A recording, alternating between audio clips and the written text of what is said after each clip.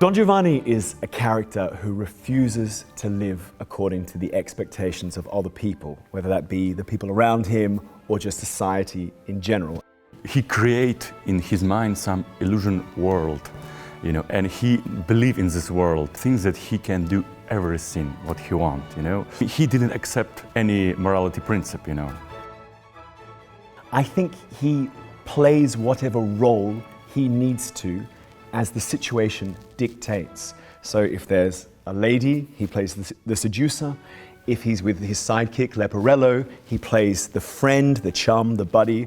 Or if he's confronted with a threat, he plays the fighter. So whatever the situation needs, he goes there. During this opera, he didn't have any real success in a woman.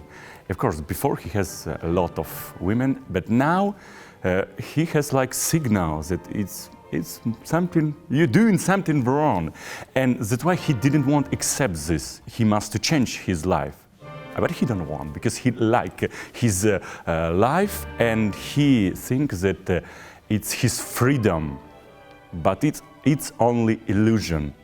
At the very end of the opera, when he's offered a decision between repentance for his lifestyle or damnation, he chooses damnation. So solid is he in his beliefs. It's a show to us, to audience, like a philosophical principle like karma. If you will do something wrong, you will be punished.